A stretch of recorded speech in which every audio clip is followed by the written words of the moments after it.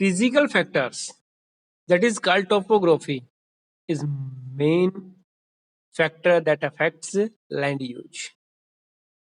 Fertile plains with a good network of rivers are suitable for human settlements. Yesterday we discussed that mainly plains have the major concentration of population than hilly areas. Hilly areas की बजाय population concentration कहा जाता है plain area में. Reason, because fertility of soil अच्छी है, वहां पे ट्रांसपोर्टेशन इजी हो सकता है, लिविंग अकोमोडेशन जो है वो वहां पे आपको इजीली मिल सकते हैं. On the other hand a lofty mountain might not be suitable due to difficulty in construction road and railway. लेकिन अगर हम बात करें माउंटेन पे रहने की, माउंटेन के ऊपर लाइफ की, अकोमोडेशन की, तो it is much difficult than in plain, because the construction of rail roads is very difficult on mountains. पर यही कारण है कि प्लेन एरिया जो होता है वो थिकली पॉपुलेटेड होता है देन माउंटेन्स की बजाय. तो टॉपोग्राफी जो है वो बहुत बड़ा रोल प्ले करती है लैंड यूज का. अब जहां पे प्लेन एरिया है, ध्यान से सुनिएगा, जहां पे प्लेन एरिया है वहां की ज्यादातर लैंड जो है वो यूज होगी किसमें, या तो एग्रीकल्चर में होगी या फिर कंस्ट्रक्शन वर्क के अंदर होगी, अदर्स वगैरह में. ठीक है ना. हाँ. दूसरा आता है आपका economical factors. Economical factors, economic का मतलब क्या होता है, मनी, पैसा, अर्थव्यवस्था.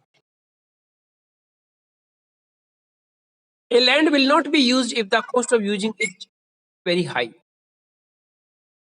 जमीन यूज नहीं की जाएगी अगर वहां की जो कॉस्ट है वो क्या है, बहुत ही हाई है.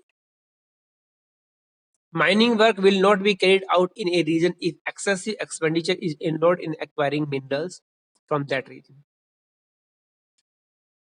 कोई भी एक्टिविटी जो है उसमें एक मेन जो चीज होती है वो होती है कैपिटल इन्वेस्टमेंट, और उसमें लैंड यूज का भी आ जाता है. अगर जमीन जो है वहां पे क्या है, महंगी है, तो वहां पे इस प्रकार की एक्टिविटी परफॉर्म हो ही नहीं सकती. इसीलिए तो गवर्नमेंट, स्टेट गवर्नमेंट्स क्या करती हैं, अपने स्टेट में किसी भी कंपनी को बुलाने के लिए, सेटअप करवाने के लिए पहला काम जो करती है वो है उनको लोअर रेट्स पे जमीन उपलब्ध करवाना. Mining work will not be possible unless low cost technology is developed. क्योंकि अब कंस्ट्रक्शन वगैरह के लिए, इंफ्रास्ट्रक्चर के लिए उस जमीन का यूज नहीं कर सकते जो महंगी है. रीजन, अगर हम उसे यूज करेंगे मोटा पैसा लगा करके, तो जो फिनिश्ड वर्क, जो फिनिश्ड गुड्स बनेगा वही क्या बनेगा, महंगा बनेगा. कंपनी कंपटीशन में आ नहीं पाएगी, वो फेल हो जाएगी. उसके बाद आता है टेक्नोलॉजिकल फैक्टर्स. किसी भी लैंड यूज में टेक्नोलॉजी का यूज, आपके पास कितनी टेक्नोलॉजी है किसी भी चीज को एक्सट्रैक्ट करने की, यूज करने की, यूटिलाइज करने की, वो एक बहुत बड़ा फैक्टर होता है. The situation of human development also determines the nature of land use. और इसी पे डिपेंड भी करता है कि आदमी का डेवलपमेंट. मैं बात करूं यहाँ पे, जैसे कि हम आदिवासी ट्राइबल्स की बात करें, हम ट्राइबल लोग जो होते हैं वो अपने पारंपरिक कंसर्न, जो आपका जो उनका ट्रेडिशनल जो तरीके होते हैं उन्हीं से रहते हैं. उन्होंने वो टेक्नोलॉजी जो आज के परिवेश में, आज जो टेक्नोलॉजी आ रही है वो यूज करते नहीं है, तो वो क्या है, उनका डेवलपमेंट उतना ही है, वो अपने उसी तरीके से रहते हैं. हम लोग थोड़े से मॉडर्न हैं तो हम लोग यूज करते हैं टेक्नोलॉजी को, तो हमारी लाइफस्टाइल अलग तरीके की हो गई. तो ये ह्यूमन डेवलपमेंट जो है वो भी डिटरमाइन करता है नेचर ऑफ लैंड यूज को.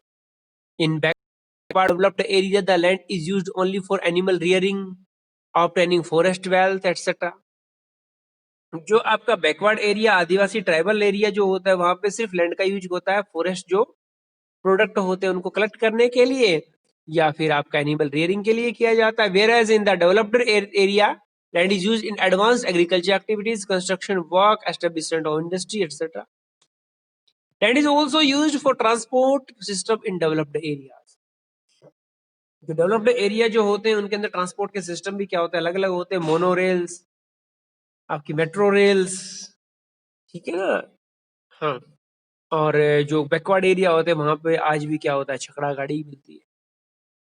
तो ह्यूमन डेवलपमेंट जो है वो भी एक बहुत बड़ा फैक्टर है लैंड यूज की नेचर को, लैंड यूज को डिफाइन करने का। उसके बाद अदर फैक्टर्स की बात करें, अदर फैक्टर्स में आते हैं जैसे कि जो आपके ऐसी चीजें जो आपकी लाइफ को वहां पे इजी बनाते हैं, availability of water, quality of soil, climate, ये कुछ ऐसी चीजें भी हैं जो क्या करती है, लैंड यूज को प्रभावित करती है। जैसे वेदर की हम बात करें, वेदर कंडीशंस अगर क्लाइमेटिक कंडीशंस अगर हार्श है, डिफिकल्ट है वहां पे रहना, तो भाई वहां पे अपने कौन मकान बना के रहेगा, कौन कंस्ट्रक्शन करेगा, कौन फैक्ट्री लगाएगा वहां पे, ठीक है ना।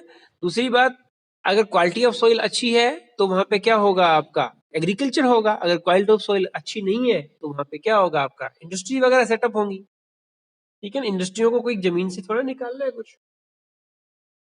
वाटर की अवेलेबिलिटी ये भी डिफाइन करती है कि लैंड यूज किस तरीके से होगा। अवेलेबिलिटी ऑफ वाटर की हम बात करें, अगर वाटर की कमी है तो वहां पे माइनिंग वगैरह हो सकती है, क्योंकि माइनिंग में इतने वाटर की जरूरत नहीं होती, ठीक है।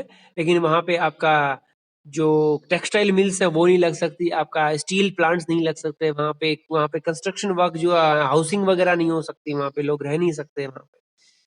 तो ये मेन चीज क्या है, ये चीजें डिफाइन करती है कि वो लैंड जो है वहां की किस पर्पज के लिए यूज की जाएगी।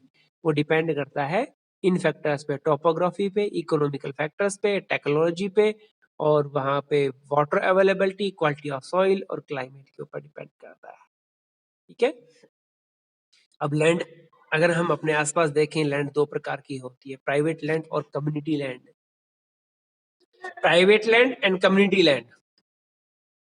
On the basis of ownership, land is classified into two types, private land और community land। प्राइवेट लैंड का मतलब हुआ कि ऐसी जमीन जो या तो किसी एक सिंगल पर्सन या फिर कोई एक ग्रुप जो है उसके पास है अपने इंडिविजुअल पर्सनल पर्पज के लिए, उसे क्या कहेंगे आप, प्राइवेट लैंड कहेंगे। फॉर एग्जांपल आपके हम फील्ड्स की बात करें, हम किसी प्लॉट की बात करें, तो वो सब क्या है, इसमें आती है, आपकी प्राइवेट लैंड के अंदर आती है। Community land is owned and used by the community for collective purpose, जैसे कि storage of fruit, vegetable, food grains. Community lands are also known as common property resource. ये बेसिकली गवर्नमेंट का इसके ऊपर अधिकार होता है, कॉमन प्रॉपर्टी होती है, ठीक है। ये होती है आपकी कम्युनिटी लैंड होती है। तो on the basis of ownership दो टाइप की लैंड होती है, प्राइवेट लैंड और कम्युनिटी लैंड। उसके बाद आता है कंजर्वेशन ऑफ लैंड। लैंड जो है उसका कंजर्वेशन कैसे किया जाए। Thus, a well-planned land use is called land conservation. Land conservation is related to the wisely or judiciously use of land for the real purpose, for the proper purpose. वो क्या होती है आपकी land conservation होती है to ensure a well-planned land use and to minimize the land degradation. You should notice about the word degradation. Land degradation is the word that is related to the loss of quality of the land. जमीन की quality, जमीन की quality का मतलब हो गया, अगर soil erosion हो रहा है तो वहां पे जमीन की क्वालिटी डाउन होती है, उसकी फर्टिलिटी कम हो रही है तो वहां पे सॉइल की क्वालिटी डाउन हो रही है, तो वो क्या होता है, लैंड डिग्रेडेशन।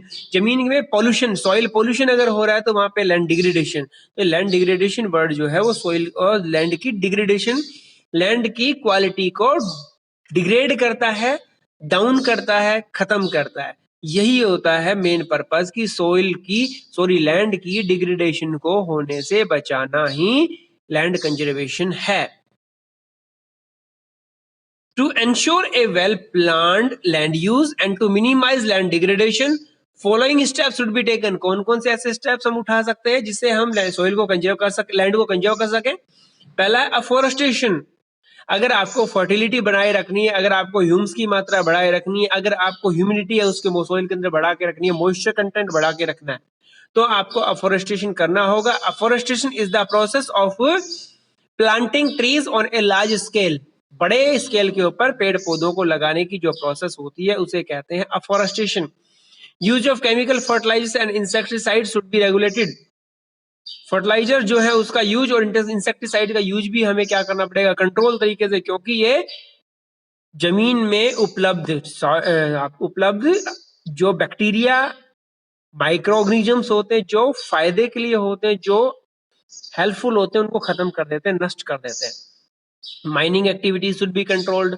माइनिंग एक्टिविटी को बहुत ही कंट्रोल, क्योंकि अपर लेयर को खत्म करती है और लैंड की स्ट्रक्चर जो है ना उसको खराब कर देती है। Overgrazing by cattle should be checked. Checked का मतलब रोकना। ओवरग्रेजिंग, पशुओं के द्वारा ओवरग्रेजिंग को भी रोकना जरूरी है। Industrial effluent should be treated before discharge them on land और इन रिवर। जो भी इंडस्ट्री से वेस्ट मटेरियल आता है उसको पहले ट्रीट करना, मतलब उसमें क्या होता है, हार्मफुल केमिकल्स को अलग निकाल करके फिर जो पानी वानी है जो मटेरियल उसको लैंड में या फिर रिवर में छोड़ना। Locating landslides prone area by using hazards mapping and expanding the vegetation across land to control landslides. Landslide का जो प्रोन एरिया, जहाँ पे संभावित क्षेत्र जहाँ पे लैंडस्लाइड्स होते हैं, उनको क्या करना, डिटेक्ट करना, और वहां पे क्या करना, नेचुरल वेजिटेशंस, वहां पे पेड़ पौधे लगाना, वेजिटेशंस लगाना, क्योंकि घास और पेड़ पौधे क्या करते हैं, लैंडस्लाइड को रोकते हैं। उनकी जड़ें जो है वो क्या करती हैं, सोइल को पकड़ के रखती है, लैंडस्लाइड नहीं होता उनकी वजह से। तो no construction work should be allowed in the landslide prone areas and strong contour barriers should be raised to stop slipping of lands. Lands की स्लिपिंग को रोकने के लिए वहां पे, चाहे वो सीमेंट से बनाए जाए, चाहे वो लोहे से, आयरन से बनाए जाए, बड़े स्ट्रॉन्ग कंटोर बैरियर्स बनाने जरूरी हैं। ठीक है, तो ये है आपकी लैंड एज ए रिसोर्स। कौन कौन से फैक्टर थे जो लैंड यूज को इफेक्ट करते हैं? Land classification, conservation of land, और उसके कौन कौन से मेथड्स हैं, स्टेप्स हैं, ये हमने पढ़े। क्लियर? इसके जितने भी क्वेश्चंस हैं